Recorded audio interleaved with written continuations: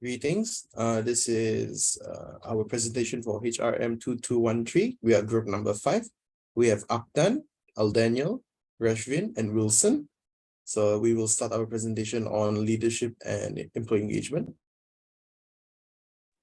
For introduction, employee engagement is a physical and psychological condition related to work cognitively, emotionally, and the behavior to achieve the goals of the organization. Khan explains the definition of engagement as the harnessing of organization members, themselves to work roles in engagement. People employ and express themselves physically, emotionally during the role. Next, leadership is an interpersonal influence, exercised in the situation and directed through communication processes toward the attainment of the specified goal. Yes. Employee engagement is a key factor for organizational growth. Growth and success of an organization depends on the drive of its people's leadership as well.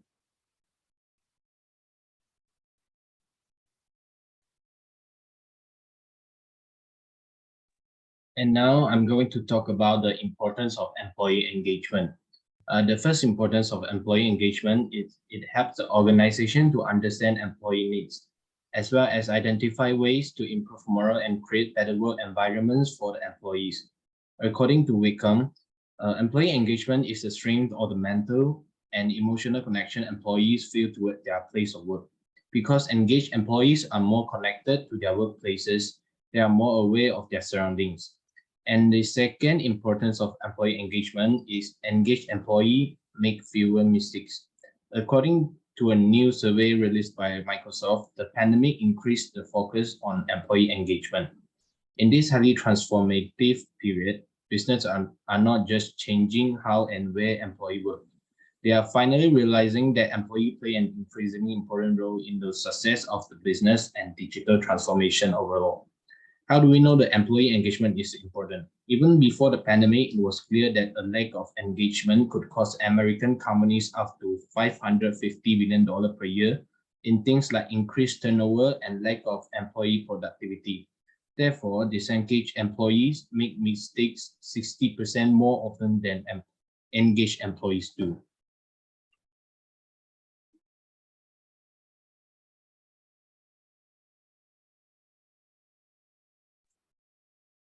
And now 2.2, the theory about the employee engagement is the Herzberg two-factor theory. Now Aktan is going to present about the motivators part. So one of the ways to improve job satisfaction is to improve factors on motivator side. For example, like achievement, recognition, the nature of the job, advancement, and personal growth. The motivator factor here, as you can see, is more related towards emotional needs. So it is very important for management to strive to make the job more meaningful, enlarge opportunities for employees to advance, and give employees deserved recognition.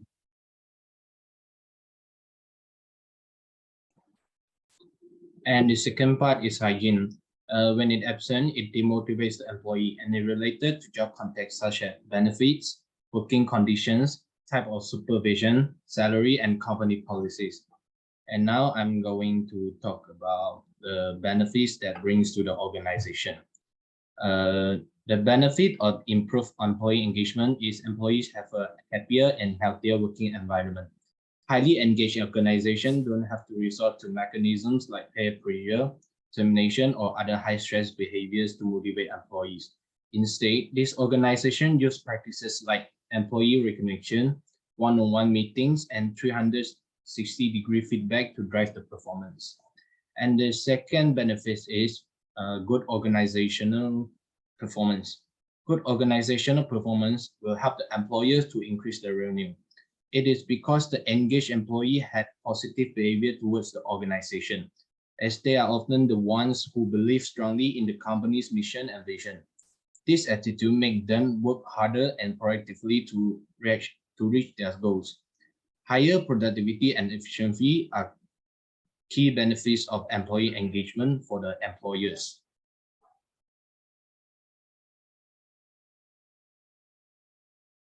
Okay. While implementing the right policies to improve employee engagement, the management may face issues like First, lack of transparency. The lack of honesty and open communication between employees and management would undermine trust between them, which would demotivate employees and hurt chances of improving employee engagement. And another point is the poor work-life balance that the company has. Higher management still has the tendency to call their employees to work outside office hours, which greatly interferes with their personal lives, which can make them overworked or burnt out.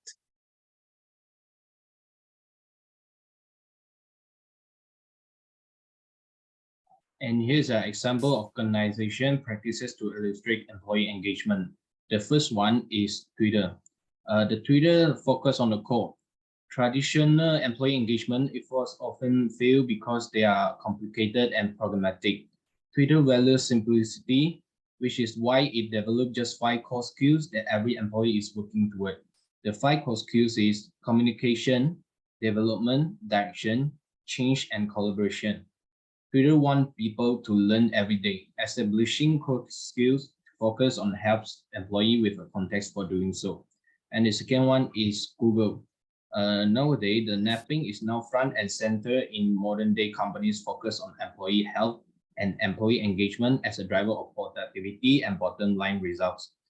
Google have all embraced napping as on-the-job work because they believe the napping is for better employee health and employee engagement. Okay. So as for the recommendation that the manager can get to do, is first to establish open communication. It is important that leaders be transparent, giving honest news about the company's progress, and having traits like a being good listener would really help in making employees feel valued and respected.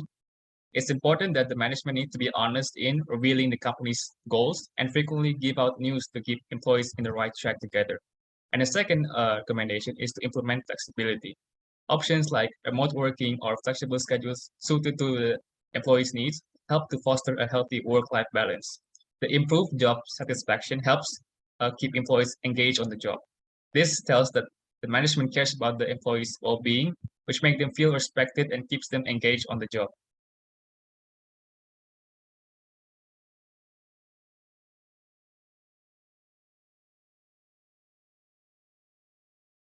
Moving on into leadership.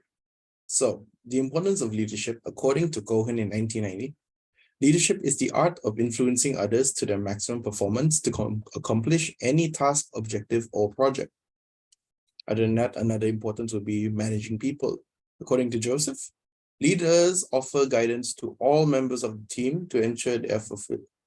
Oh, sorry, I take that back. Different point.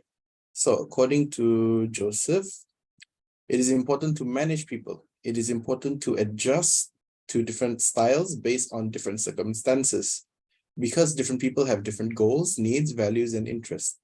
Now, moving on to Luigi. Leaders offer guidance to all members of the team to ensure they are fulfilling their roles. This means effective leaders ensure that team morale remains high and that workers are motivated to perform very well. Moving on to relevant HR theory. So the relevant HR theories are effective employees' voices can only be attained by perfect leadership and perfect training along with trust and openness. And in regards to leadership, the manager of a company need to actively encourage the employees to give feedback or voice out, whether regarding work or even personal life. So even if the employees do not feel comfortable of voicing out or giving feedback, then managers should actually set up an example by actually speaking out from themselves by any dissatisfaction or anything less by the organization. So this may encourage or may lead the employees that are going through trouble to actually speak out and give some feedback. And also, managers should actually hire employee representative to represent all the employees, for example, like a supervisor. So the ability so that, the supervisor can actually look out for all the remaining employees and seek for feedbacks or voice out, and not just to be the yes man to the manager. And next would be the benefit that leadership will bring to the organization. So one of it is you can assist in the implementation of the vision and value of a company. So a strong leader ensures staffs are reminded of an organization's vision and values and remind them to implement it into their daily action. So this vision and daily values can actually motivate the employees on reaching their daily target, for example.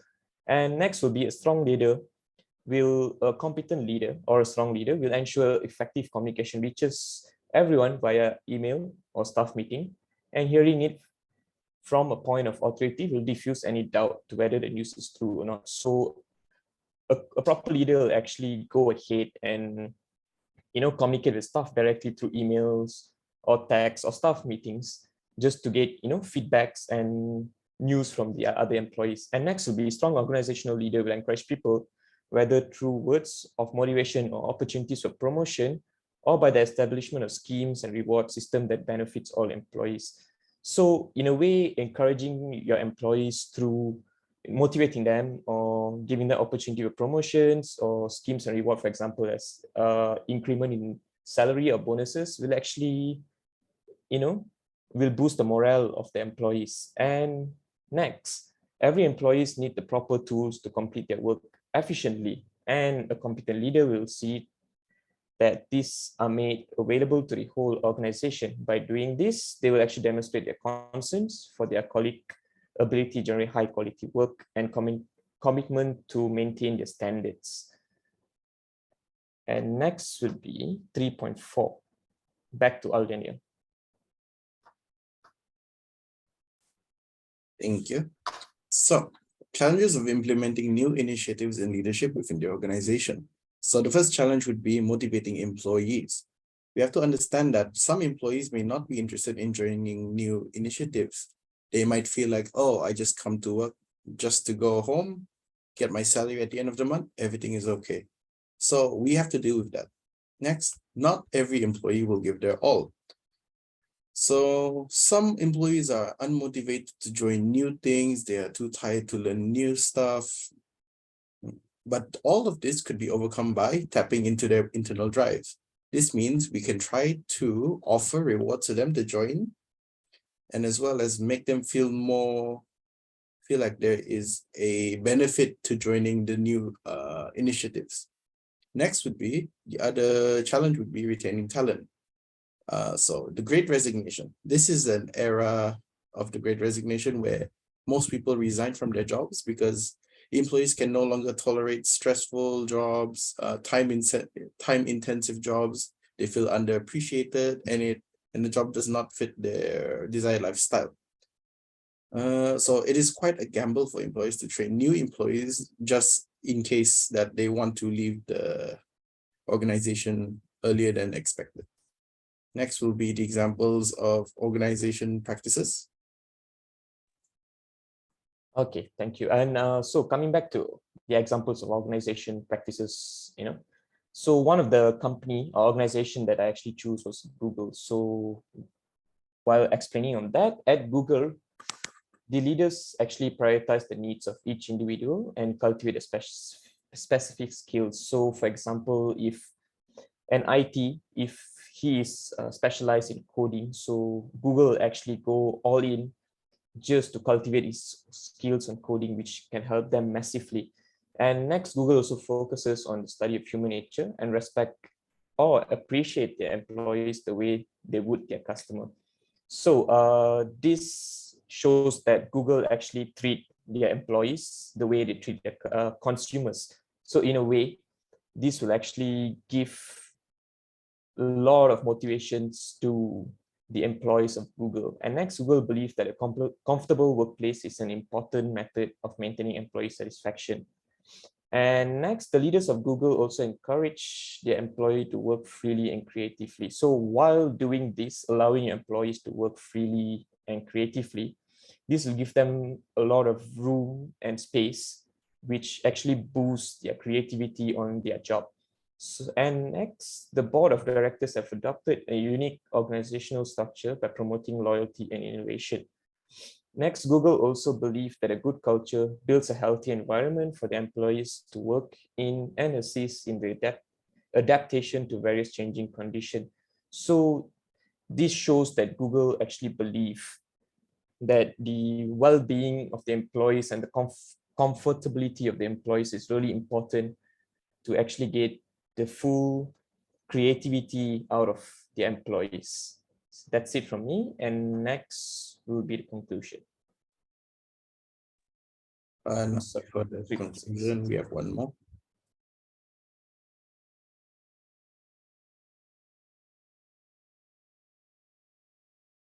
So, talking about the recommendations on actions that can be taken. So first of all, we can look into developing new leaders. This includes creating programs for them. We can create these coaching and mentoring programs to develop new leaders. So for coaching programs, this can enhance awareness and it can be standardized.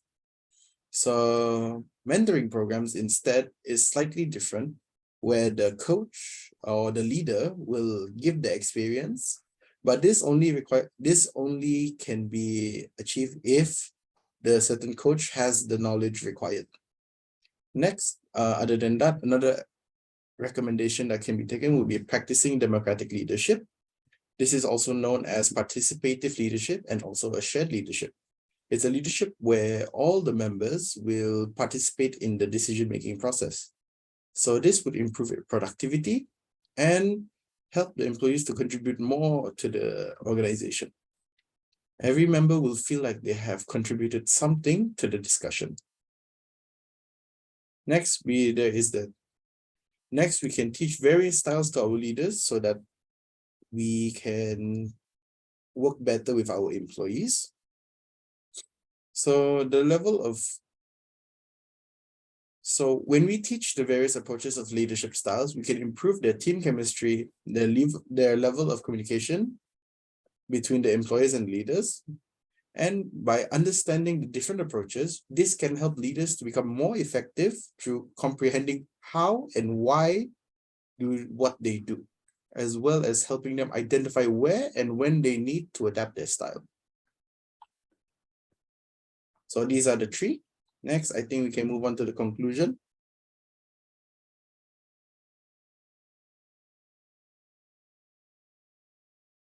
Thank you, Adenu. And now in conclusion, employee engagement is an important concept to organizational leaders and employees alike. Through the review of importance, definition, theory, and outcomes of employee engagement, organizational leaders and employees have to focus on employee engagement because employee engagement refers to employees' physical, cognitive, and emotional input in the work. Employee engagement will help the employees make more goals in their careers and let them understand their contribution to organization success. And all successful organizations need effective leaders. Leaders are invaluable in formulating and communicating new strategic directions, ensuring work is flawless, and employees can work together much more effectively. Employee engagement comes hand in hand with leadership, creating a positive correlation where all variables increase in tandem. This creates a feedback loop. And that's all. And this is the reference list. And that's all our presentation. Thank you.